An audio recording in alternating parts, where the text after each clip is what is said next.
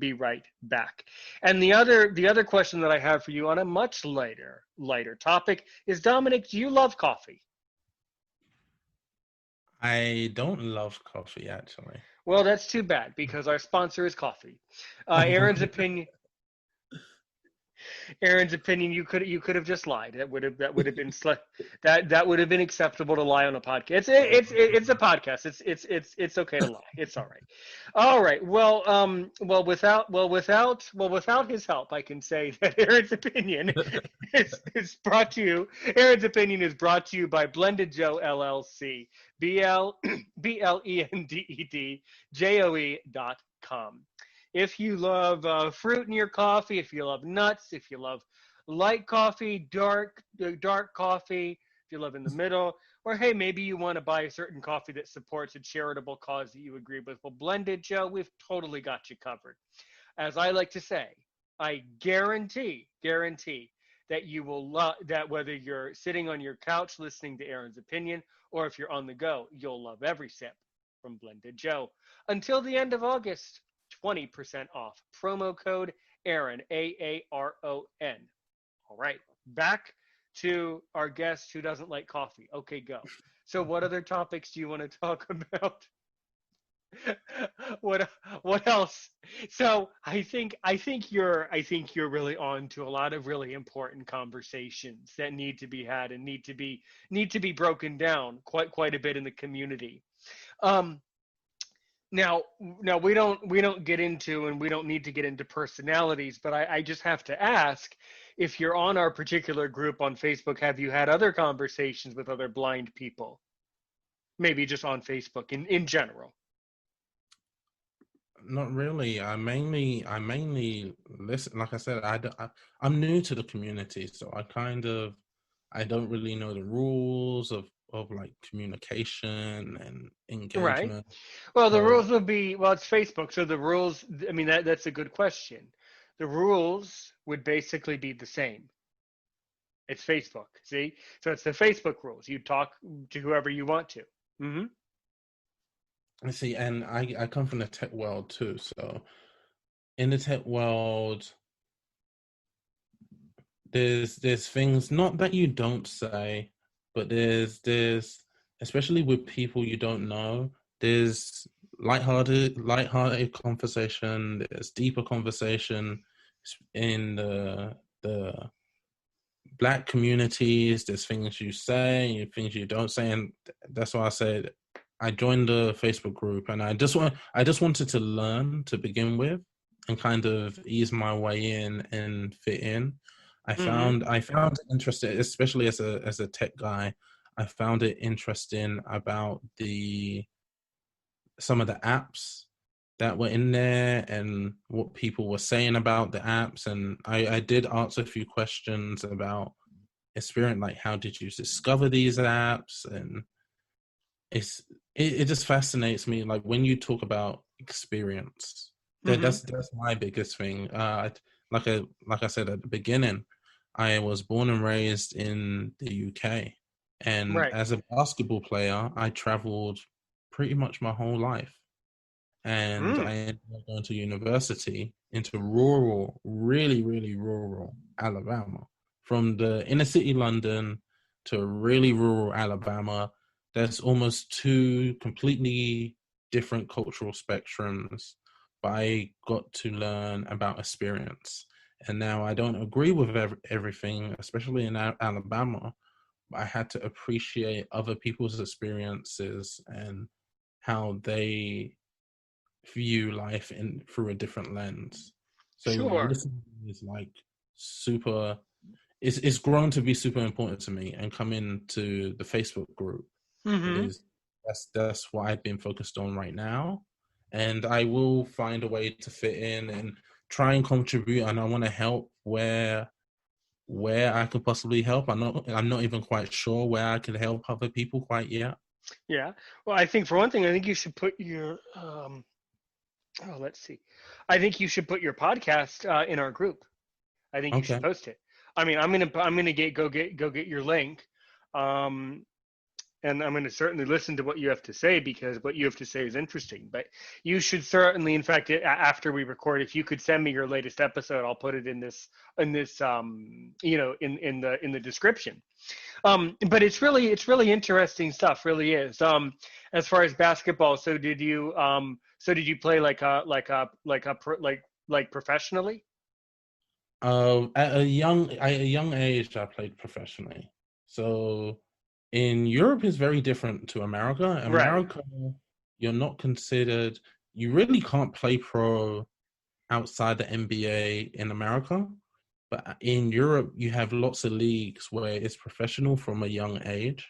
Mm-hmm. And you grow up, you could be playing on a pro junior team, and you could be relatively young. And it's just a whole different system. Right. Yeah. Basically, you're saying in basketball for Europe, they have like the minor leagues, like different Yeah, levels of teams. yeah, Yeah, I think in the States, I mean, I don't know, I'm not an expert about it, but I think what happened was in the States, they decided that college basketball is the minor leagues, and if yeah. you're good enough at that level to play in the NBA, then you can get. So were you in the NBA, by the way? No, no, no, no. I Oh, wasn't in the NBA. are you sure? Because if you were, you can tell me. I'm not No, gonna. no. I Oh, okay. definitely. Okay. Actually, some people would hide some people would hide that at first and be a little shy about admitting that. You'd be surprised. But but yeah, that's well, I don't know.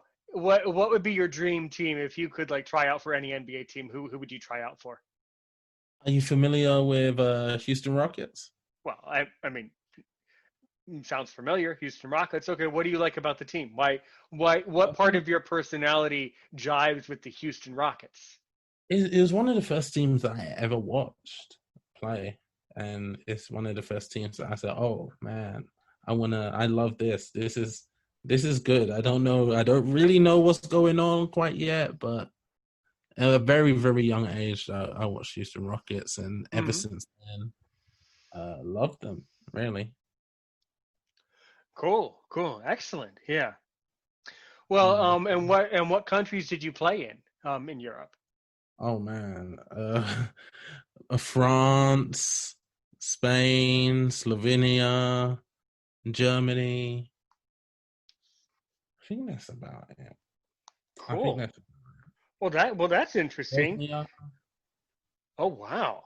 Wow. Okay, so Yes, you must be a very, very, very gifted athlete then if you were playing on all these teams. I wouldn't say a very, very gifted athlete. I was just fortunate. That's excellent Yeah. response. Perfect response. You probably would if you were that good to play on all those teams, you probably would make it on the Houston Rockets. You Oh, probably I I don't know. definitely wouldn't make it on the You don't Houston think Rockets. I mean yeah, I mean I'm just saying it out of curiosity like how like it's kind of a weird question but like how much more would you have to do to play in the NBA in comparison to the level of play that you're used to? Like what like really what's the difference? Yes, from college level skill, Well, my no, I skill. mean what I mean is from your skill set as a player, how much Yeah, my more skill would how be much much more more. would you how much more would you have to do? How much more energy would you have to put in or skills would you have to be at the NBA level? Yeah, my skills will have to be much more refined. I would have to be in, at least from university level, I would have to be in much better shape. But also life works in funny ways. Like opportunities work in funny ways. Like I said, I was fortunate to go to all those countries. I know people that were as good as me, better than me, that didn't have the opportunities that I had. Hmm. Same at the university level. There's lots of people that don't get scholarships to play a sport at university, but they're good enough to play. Like life does, it's just life. Life just works like that. Yeah, yeah. Cool. And now do you speak French? No, I don't know. I don't speak French. Oh, because I know because to say because French bonjour. because French that's good because because French is my second language. Oh, So I definitely, I'm not even close to you. I see. Well, what part of France were you living in when you were playing in France? So I mostly went there for tournaments and games. but I spent a lot of time in Paris and Calais. I really like Mm-hmm. Calais. Mm-hmm. I see. I see. Yeah. Yeah, I also studied abroad in England, taking my coursework in basically international relations. I've been to France 3 times. I've been to Montpellier, Nice, Aix-en, Strasbourg, but never Paris, never the capital. Yeah. And that's also very ironic. I speak French, but I've never been to Paris. Yeah. Um, I've been to the Czech Republic, Poland, Amsterdam, Austria, Germany, Yeah. places like that. Hmm. Europe's a fun place, you know.